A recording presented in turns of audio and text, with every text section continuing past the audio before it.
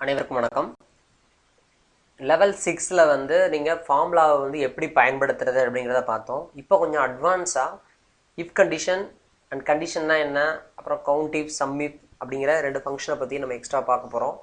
So வாங்க வீடியோவை பொறுமையாக பாருங்கள். உங்களுக்கு ஏதாவது புரியலை அப்படின்னா நீங்கள் கமெண்ட் பாக்ஸில் சொல்லுங்கள், நான் சரி பண்ணுறேன்.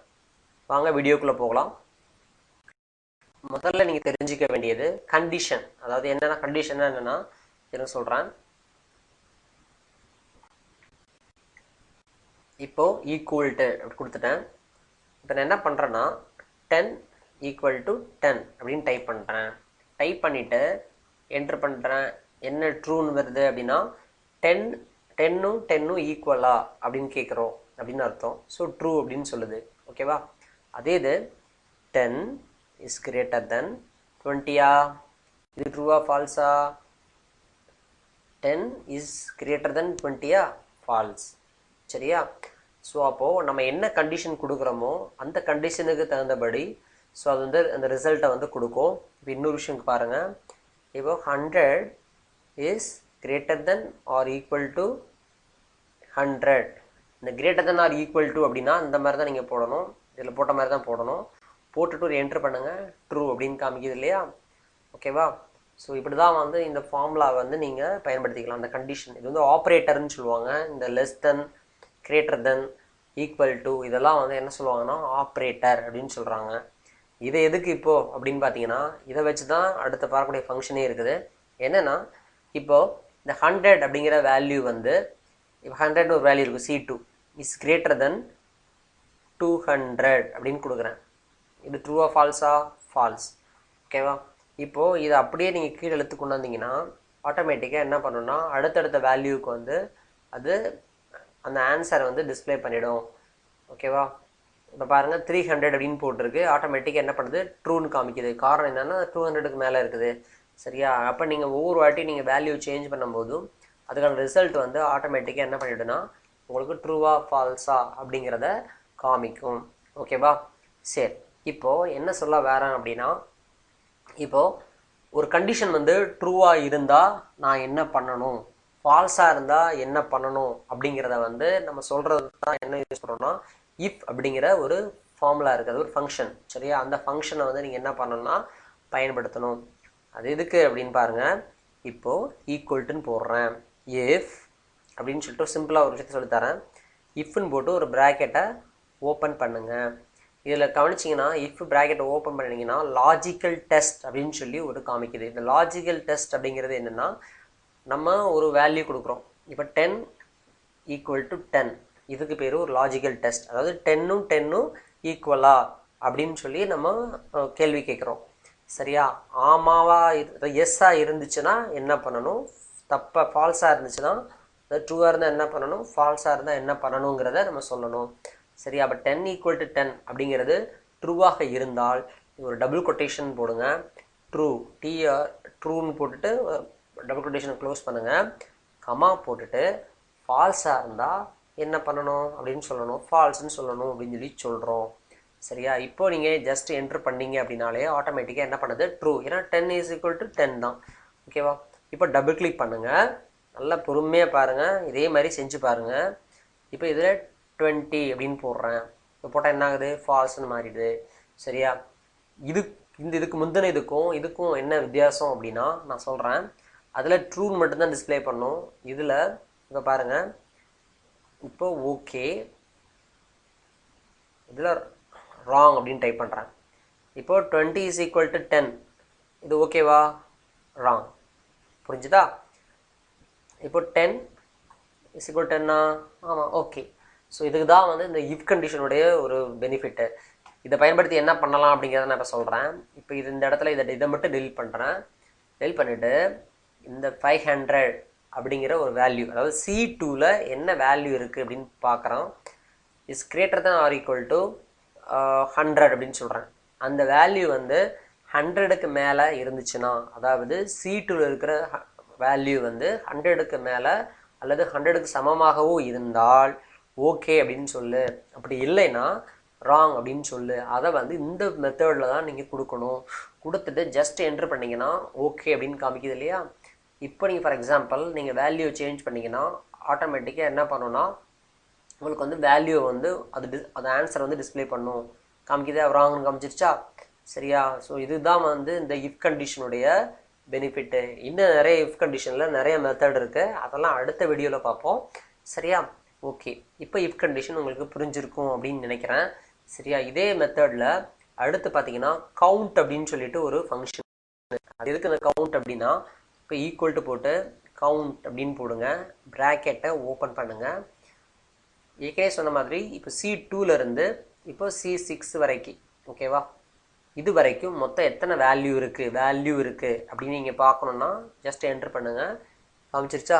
5 வேல்யூஸ் இருக்குது அப்படின்னு அர்த்தம். சரியா? இப்போ இதே இடத்துல ஏதோ ஒரு வேல்யூ இல்லை, இப்போ 4 வேல்யூ இருக்குது. இதில் வந்து இந்த பர்டிகுலர் செட் ஆஃப் டேட்டா எவ்வளோ பிளாங்க் வேல்யூ இருக்குது அப்படி நீங்கள் பார்க்கணுன்னா கவுண்ட்டு பிளாங்க் அப்படின்னு கொடுத்துட்டு ப்ராக்கெட்டை ஓப்பன் பண்ணுங்கள். இந்த ரேஞ்ச் ஆஃப் C2லேருந்து C6 வரைக்கும் செலக்ட் பண்ணிவிட்டு ஜஸ்ட் ஒரு என்ட்ரு பண்ணுங்கள். ஒரே ஒரு பிளாங்க் வேல்யூ மட்டும்தான் இருக்குது. இப்போ நீங்கள் இந்த வேல்யூ நீங்கள் ஃபில்லப் பண்ணுங்கள், ஆட்டோமேட்டிக்காக அங்கே சேஞ்ச் ஆகிடும். 5 வேல்யூஸ் இருக்குது, எந்த வேல்யூமே வந்து பிளாங்காக இல்லை அப்படிங்கிறத இதில் நீங்கள் பார்த்துக்கலாம். ஓகேவா? சரி, இப்போ இதிலே வந்து இன்னொரு விஷயம் பண்ண முடியும். என்னென்னா கவுண்ட் இஃப் அப்படின்னு சொல்லிட்டு ஒரு ஃபங்க்ஷன் இருக்குது. இது எதுக்குங்க அந்த கவுண்ட் இஃப் அப்படின்னா, நல்லா கவனித்து பாருங்கள்.